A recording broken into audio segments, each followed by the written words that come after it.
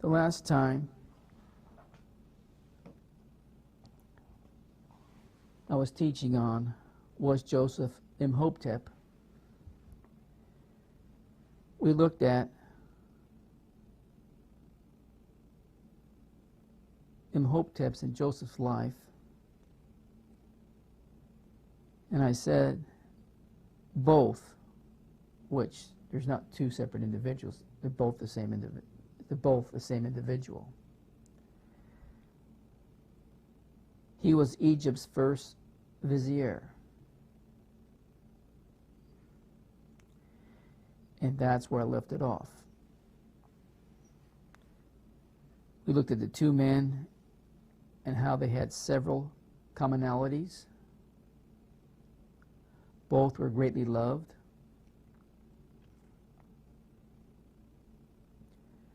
Both were Egyptian viziers, and that's used in the Bible and historical Egypt's records. Egypt's historical records in the Bible. We can pull those facts out. Both were not native Egyptians. Remember, they're the same person I'm speaking of. But if you take Egypt's history concerning Imhotep, you take the biblical history concerning Joseph, they had the same commonalities. Both were not native Egyptians. Egyptians understand that. That's part of the historical record. Both were eventually original viziers, or the grand vizier, the first of its kind. And both were renowned for their wisdom. Facts you can pull from the Bible, and facts you can pull from Egyptian records. Now, there's a lot more than that, but that's what I can present to you with the information that we have covered so far. Now, we're going to look at another fact, that Imhotep was also a physician. Probably, I think it's more than probably, I think he was the first physician that got away from trying to put together magic formulas or potions together to try to heal people. Because that was the common practice before Imhotep. Well, how does that relate to Joseph? Because the Bible doesn't say anything about Joseph being a physician. Well, don't be too sure that there's not clues in the Bible that says differently than what you believe what it says. So with that, I'm going to continue reading where I left off. The fame of Imhotep was well justified. For not only was he the ancient world's greatest architect, well, we're going to take a look at that soon. The world's greatest architect and statesman, he was equally talented in medicine. If Leonardo da Vinci had added statesmanship, philosophy, and medicine to his talents of sculpture, engineering, painting, anatomy, and architecture, he might have approached the wisdom of this ancient Egyptian hero. Egyptian from the perspective of Egypt's records. From the biblical records, none other than Joseph, which was not Egyptian. Professors of archaeology at the University of Uppsala, Sweden, describes Imhotep's legacy of medical writings. The famous Roman physician Galenus tells us the Greek doctors of his time used to consult the medical writings preserved in the temple of the god Imhotep in the Egyptian city of Memphis. You got to remember This is almost 1,600 years after Joseph or Imhotep started practicing medicine. Galenius was somewhere around, I don't remember the exact date now, 150 AD. I think it was 187 AD. But Joseph was in somewhere in the time period of 17 to 1800, not AD, excuse me, BC. And Joseph was 1700 to 1500 BC.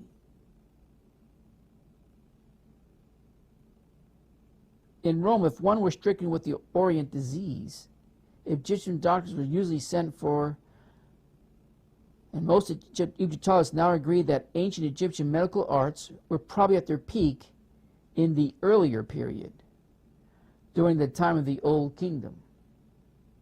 Well, that would put it somewhere between, more than likely, the 2nd and 3rd dynasty. And when, using the correct timeline, Joseph or Imhotep was alive in what dynasty? Between the 3rd and the 4th dynasty. Possibly the 2nd to the 3rd, but definitely somewhere between the late 2nd and the early 4th dynasty.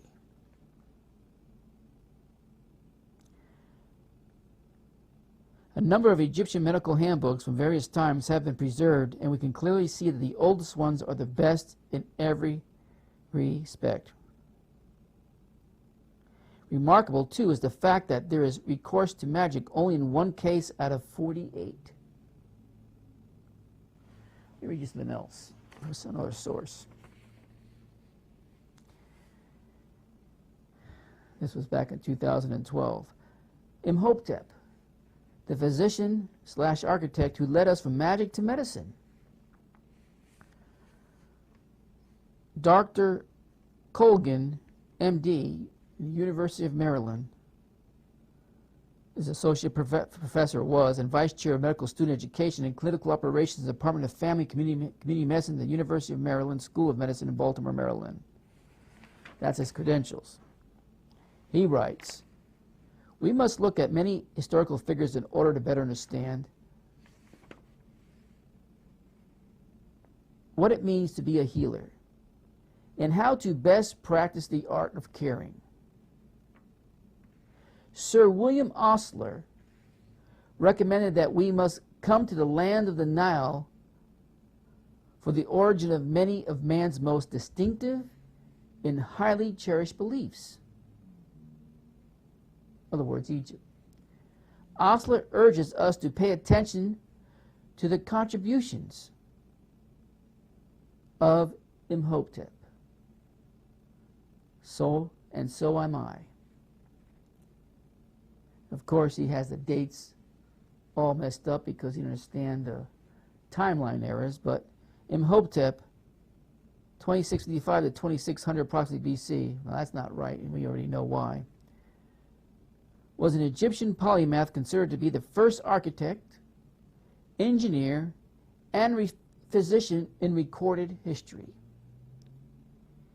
He was also revered as a philosopher and one of only a few commoners ever to be acknowledged by the Egyptian people as having high divine status after his death. Not because Imhotep, or which was Joseph, asked for that. People being people usually fall into false idol worship, and they'll worship anything but the one true God. Imhotep was also deified by the Greeks as Asclepius, the god of healing.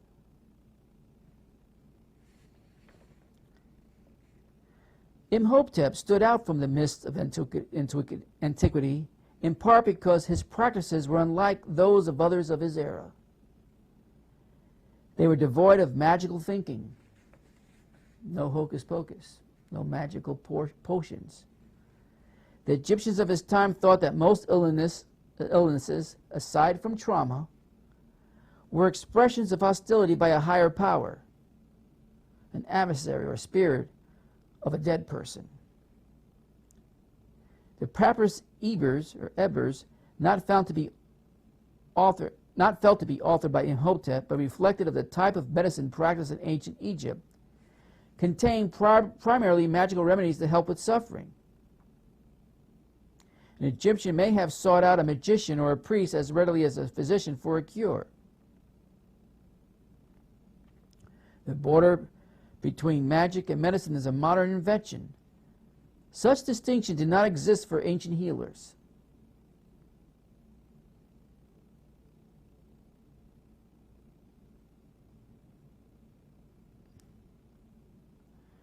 I don't need to read all of this. There are two known writings of Imhotep: the Edwin Smith Surgical Papyrus, one of the most important documents describing medicine in the ancient Nile Valley, has been attributed to Imhotep. The Edwin Smith Papyrus was written about 1700 BC, which falls right into that time period where Imhotep and Joseph lived. It described wounds and how to treat them. This 17-page papyrus is unique among the papyri of the time because of its rational and scientific approach. The other papyri were medical texts based on magic. Imhotep, who was the architect of the step pyramid at Saqqara, would have been on the scene and seen many cases of broken bones and men injuring themselves by falling while building this large structure. The Edwin Smith Surgical Papyrus, while dealing largely with trauma and surgery, was highly descriptive. 48 specific cases are documented. Let me skip along here. The first translation of the Edwin Smith Surgical Papyrus was by James Henry Breasted. This translation revealed that rational, scientific practices were based on careful observation and examination. For example, the surgical portion was the first of its kind, revealing a methodical identification of an ailment starting from the top of the head and working downward. The development of methods would be a theme encouraged by Sir William Osler centuries later. While many of the treatments used in ancient Egypt are now considered to be a little benefit, some of their approaches set the bar for the art of medicine as we know it today. Imhotep's work formed a basis for how to care for the patient. Galen, and Hippocrates, both of whom study Egyptian works, would later acknowledge his contribution. And they lived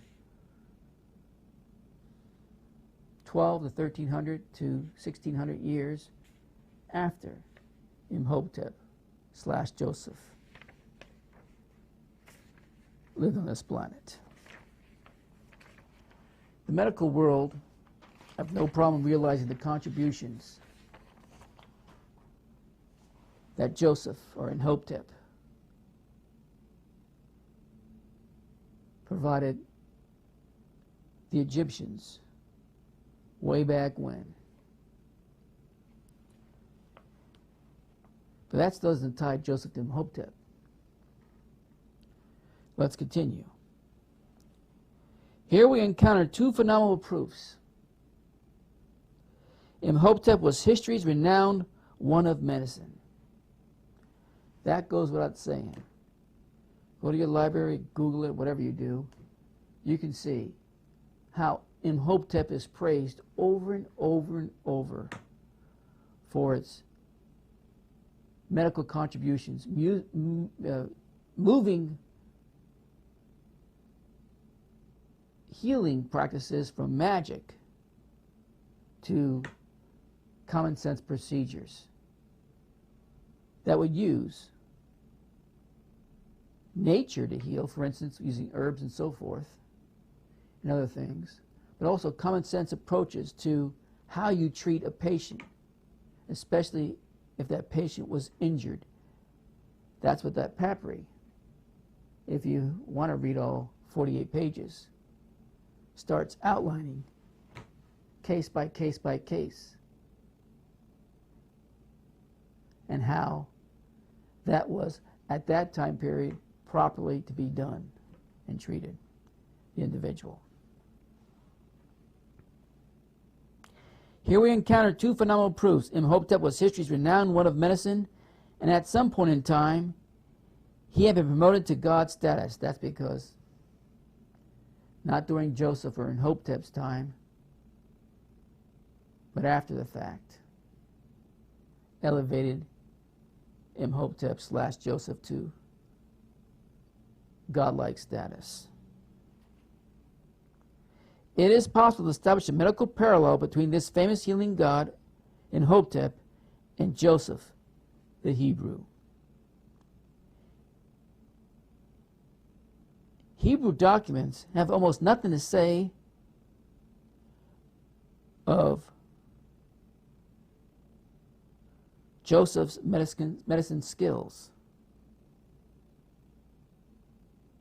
But wait, according to the ancient book of Jubilees, medical arts were handed down through the Hebrew culture.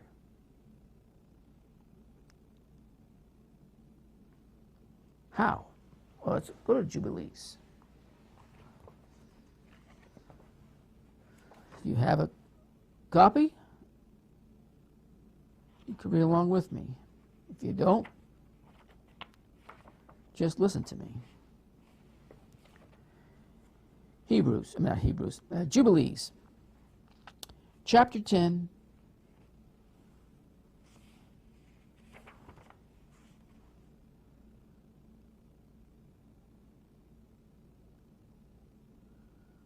well, I'm debating whether to read the verse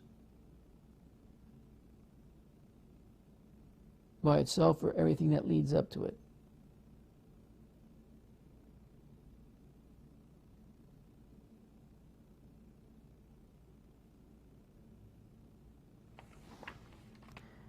I'll just read everything that leads up to it. Chapter 10, verse 1. And in the third week of this Jubilee, the evil demons began to lead astray the sons of Noah.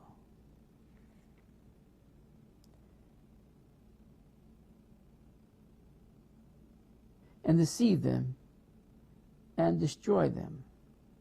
And the sons came to Noah, their father, and told him concerning the demons which were leading astray, darkening and slaying the sons of their sons.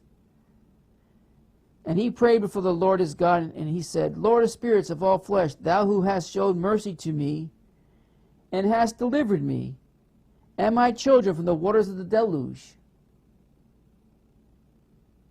and hast not suffered me to be destroyed as thou didst the children destruction. For thy grace was great over men, and great was the mercy over my soul. May thy grace be exalted over the sons of thy sons, and may the evil spirit not rule over them to destroy them off the earth. So,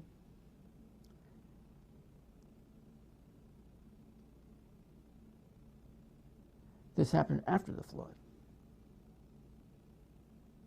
Demons, disembodied spirits, more than likely possessing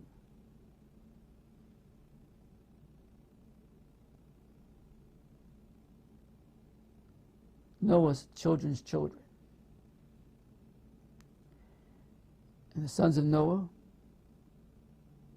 pleading with their father concerning the demons that were leading their children astray, came to Noah for help. And Noah went to the Lord. It continues by saying,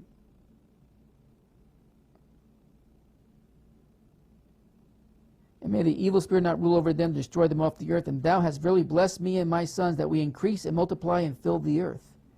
And thou knowest how the watchmen, the fathers of these spirits, acted in my day. And these spirits also which were alive, cast them into a prison, and hold them into places of judgment. And let them not destroy the sons of thy servant, my God, for they are terrible and created for destroying. And may they not rule over the spirits of the living, for thou alone knowest their judgment. And let them have no sway over the children of the righteous from now on and to eternity. And our God said unto us, that we should bind all.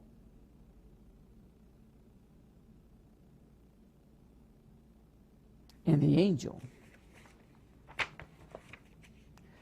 of the spirits, Mastema, came and said, O Lord Creator, leave some of them before me, and they shall hear my voice, and they shall do all the things I tell them. For if thou doest not leave any of them to me, I shall not be able to accomplish the power of my will among the children of men, for they are here for corrupting, and destroying, and leading astray before the judgment, for great is their witnesses to the children of men. And he said, the 10th part of them shall be left before him, and 9 parts shall descend to the place of judgment. According to the book of Jubilees, 10% of these evil demons are roaming around. We know they still existed in Jesus' time. He sent them into a herd of pigs. In the New Testament, the herd would not have any of it, and they ran off a cliff and drowned themselves.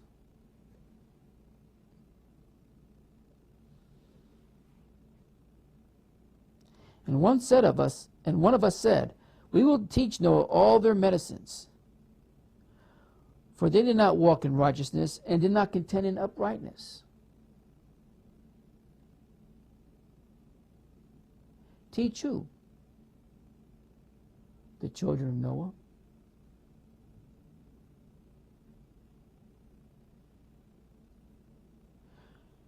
And did not contend in uprightness. And we did according to his word. All the wicked ones that were terrible we bound in a place of judgment. The 10th part of them we left, that they should be judged before Satan on the earth. Satan's clan. Now verse 10. And the medicines of all their sicknesses we explained to Noah, together with all the deceptions, how to heal them with the plants of the earth. In other words, using nature as a medicine tool to heal people of their sicknesses. And Noah wrote all these down. What? Remedies, cures. And Noah wrote all these down in a book as we instructed him, concerning every kind of medicines. Well, you would think, this is after the flood, you would think that this book or books were passed down from family member to family member, all the way down to Shem, eventually to Abraham, Abraham to Isaac, Isaac to Jacob, and Jacob to Joseph. We don't know when Joseph became, or Imhotep, a medicine man. Could he have become one when Jacob came into the land and settled in Upper Egypt according to Joseph's command? Did he bring that knowledge with him? Did he bring that information? Did he bring those books with him? And Joseph utilized those books or book to establish a medical program in Egypt that was second to none. All we could do is speculate. But there's enough information out there to base that speculation upon. Noah wrote all these down in a book as we instructed him, concerning every kind of medicines, and the evil spirits were held away from the sons of Noah. Now, it continues, it says, and he gave all the writings which he had written to Shem, his oldest son, for him he loved exceedingly above all his children. So we know that Shem got it.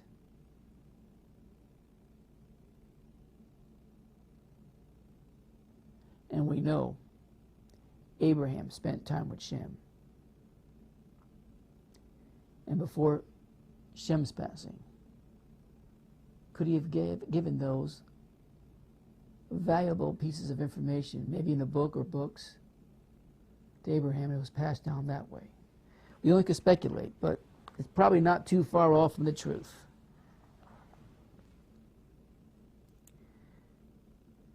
The Bible reports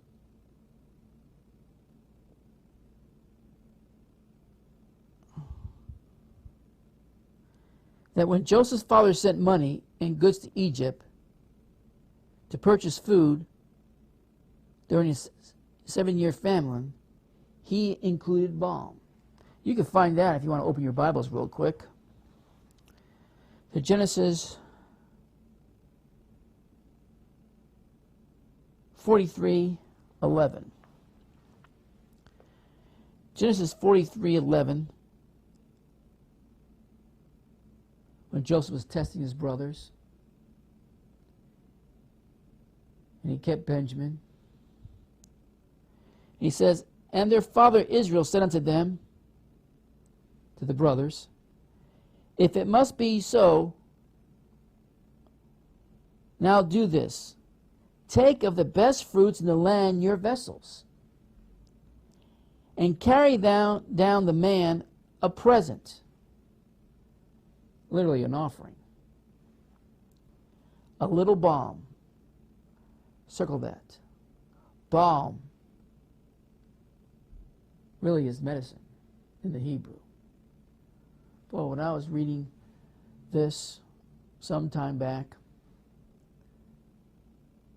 a couple months ago, I was saying, boy, I wish I could get my hands on a little balm. My back and a few other extremities could really use some right now. Instead of being poked with godforsaken needles, dozens at a time, I would rather have some of this type of balm. What was it? Obviously something that was valuable and worth giving as an offering, and believe me, accepted as an offering, gladly also. Carried down the man a present, a little balm, a little honey, spices, and myrrh, nuts, and almonds. Carry down a little bit of medicine, a little bit of this, a little bit of that, but make sure a little bit of medicine is included in that. What does this mean? That Hebrews had medicine to export.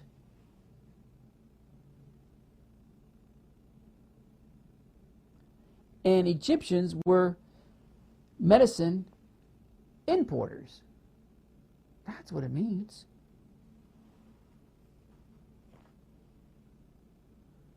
The Hebrews regularly engage in trading medicines is supported by other biblical reference, such as, and I don't have time to go there, Genesis 37:25. No.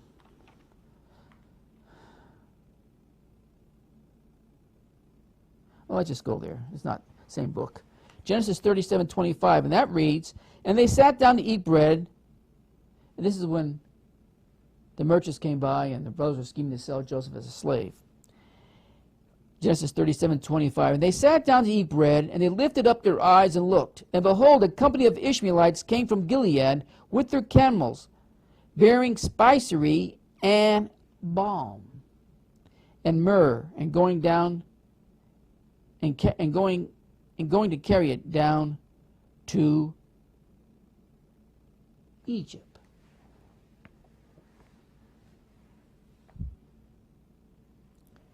Obviously, medicine existed. Now, I necessarily don't know if it's the same type of medicine that came from Jacob as an offering. But it probably was something similar if it was not exactly the same, because the Hebrews were medicine exporters.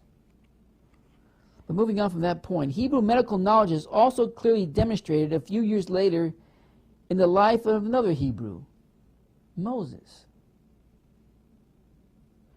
Remember the serpent on a staff used by Moses for wilderness snake bites?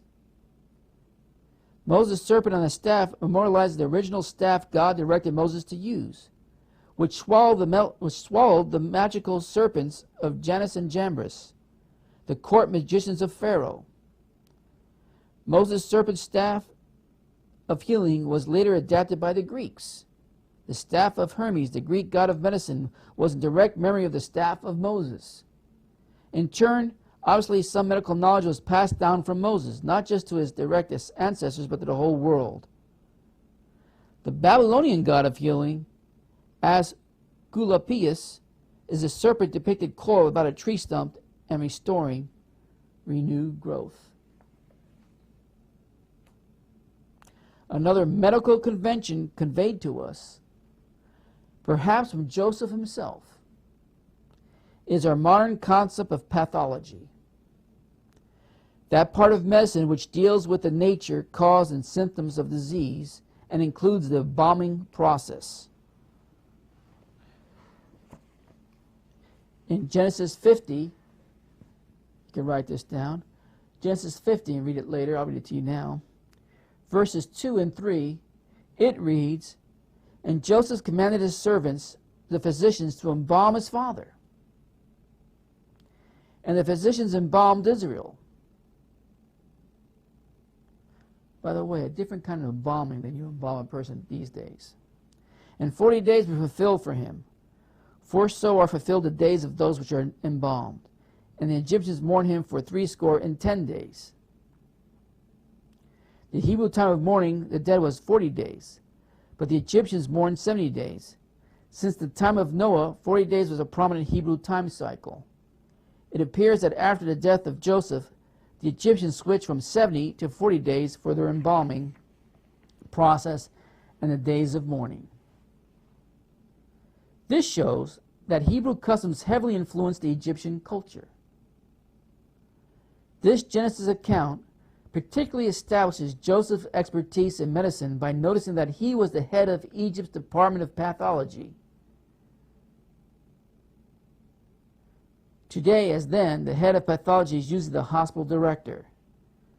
Joseph's experience in the embalming process is itself a wonder. Did he invent this ritual? Egyptians' records show that before Imhotep, the third dynasty, approximately, the bodies of Egyptians' royalty were not embalmed.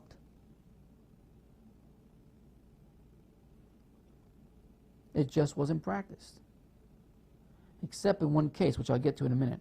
Instead, they were entombed in early Egyptian structures called mastabas. Oblong structures with flat roofs and sloping sides, built over the opening of a mummy chamber or burial pit. During the first and second dynasties, no known rite of embalming was recorded. Nothing. Until Joseph/Imhotep showed up in the scene. With the exception of a single unknown individual among the tombs of the second dynasty, some scholars think this mummy is intrusive, a later burial on an ancient plot, which was a common practice throughout the Egyptian antiquity.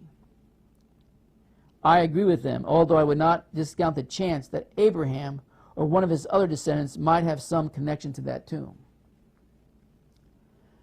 That's just speculation again. King Zoser, however, was embalmed. Now we're into the third dynasty. King Zoser, was embalmed. It then becomes more than a possibility that he was the first one to be embalmed. If this is found to be true, then we must conclude that Joseph/Imhotep was the inventor, or at least the initiator of pathology. As we have just seen, it is undeniable that Joseph practiced the art of embalming. In fact, it is that very practice which further supports our new time model, coupling him to both Imhotep and to the Old Kingdom. Even the nature of the embalming process Joseph used gives us another and very surprising clue which confirms he lived during that era. As a whole, preservation of the human body as we know it was not practiced in the Old Kingdom. Instead, now this might sound gross to some, but this was the practice. Instead, the skeleton was defleshed and the bones reassembled with linen bandages soaked in resin. Wadding was put into the body cavity, and by the use of more bandages, the figure of the dead was reconstructed. A mummy-looking figure.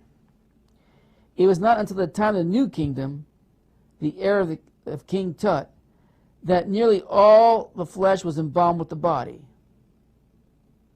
Much later.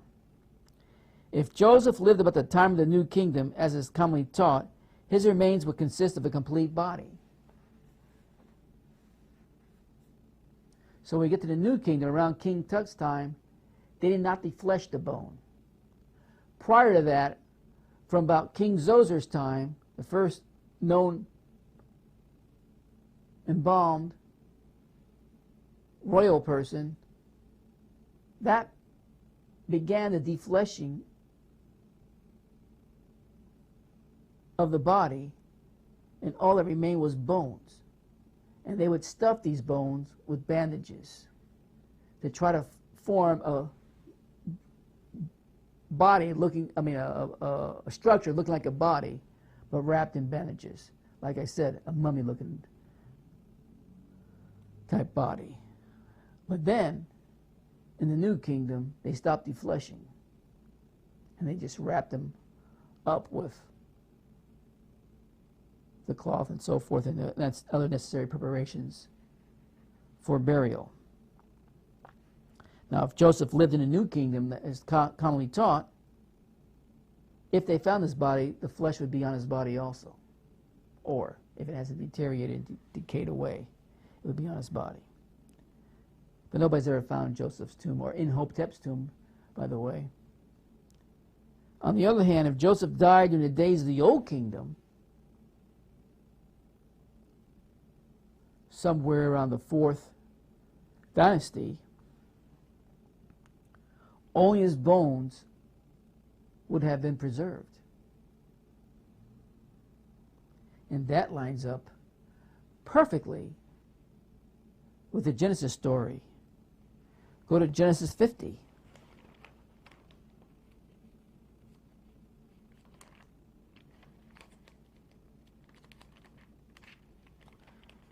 Verse 25. And Joseph took an oath of the children of Israel before he died, saying, God will surely visit you,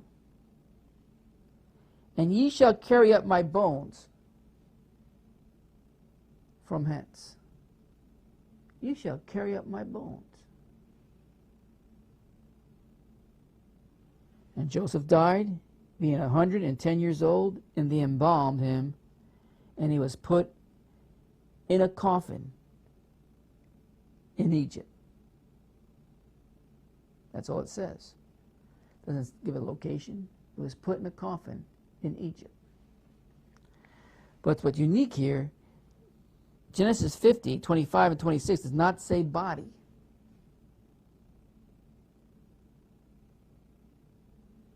It says bones, which ties him in the period of the Old Kingdom, 3rd, 4th, 5th dynasties, which he would have existed in. Not body, bones. Do we believe that's a coincidence? I don't. It clearly indicates an embalming technique that was used in the Old Kingdom times, where you would deflesh the body, the flesh, from the structure of the body, and all that remained was bones, another connection there, using historical records that we can find and use that Egypt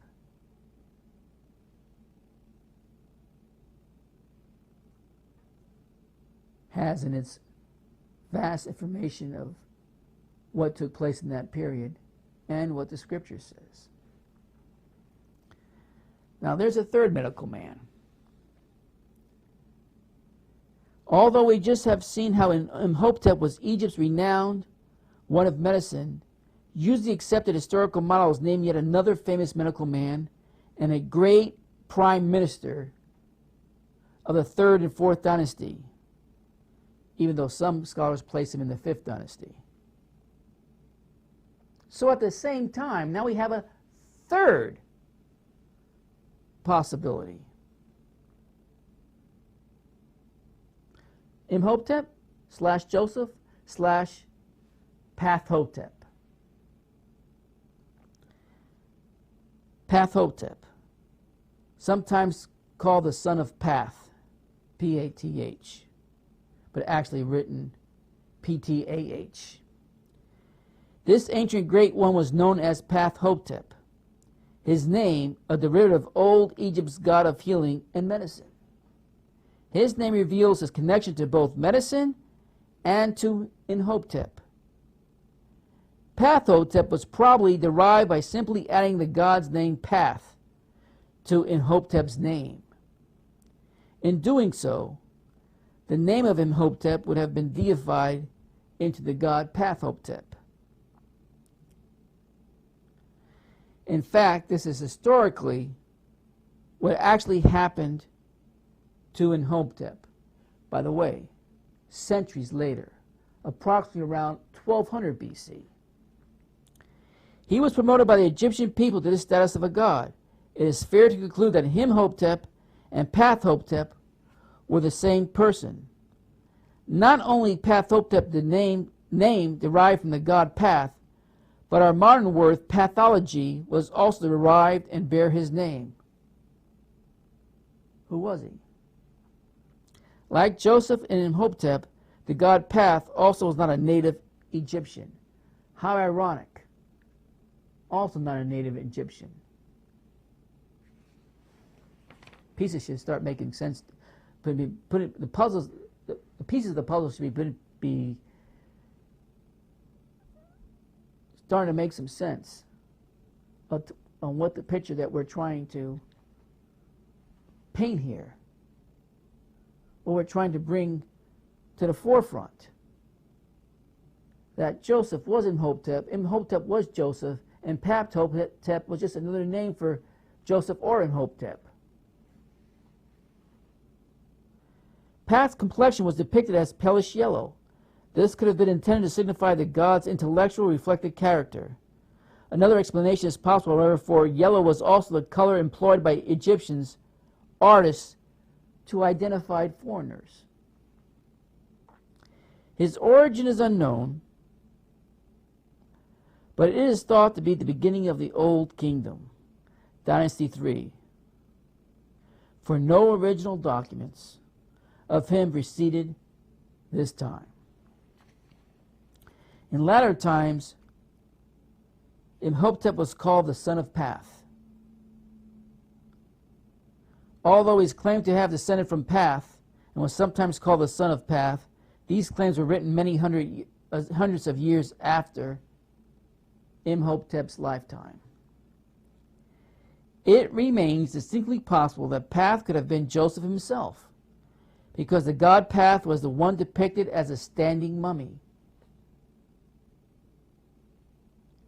It is tempting to associate Path with Joseph after his death. Joseph requests that his bones be taken to Canaan, makes it reasonable that his mummy was not entombed, but was displayed standing up, much like Path's standing mummy. Can we conclude that this was the standing mummy of Joseph, publicly displayed for almost a century, which inspired the icons of the standing mummy Path? With this theory, we finally have an explanation of why only one Egyptian god was depicted as a standing mummy. Only one. We can further conclude that because Joseph's mummy was publicly displayed, it would have been easy to quickly commandeer at the hurried exodus. A standing mummy path proves this was an Old Kingdom style mummification. The later style burials required the body to recline. To stand, the later mummies upright would have caused their collapse.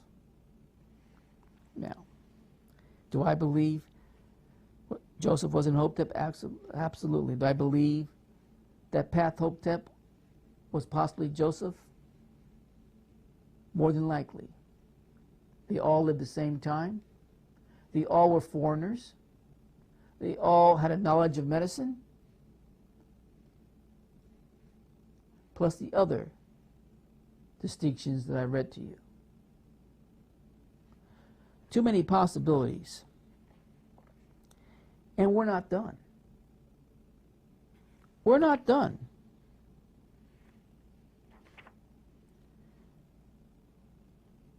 There's more. Now, you want me to continue? Are you interested in hearing more? Hopefully, I can get back to this next Wednesday. That will be dependent upon where we're at in the budget by next Wednesday. I want to be back here because I want to continue this. I thought this just be a summer adventure, looking at the lives of Imhotep and Joseph. But it's going to take a little longer. Now I'm hoping to get through with it by the fall. Conclusion. We'll see. We have a lot more to cover. But I think I'm going to stop there.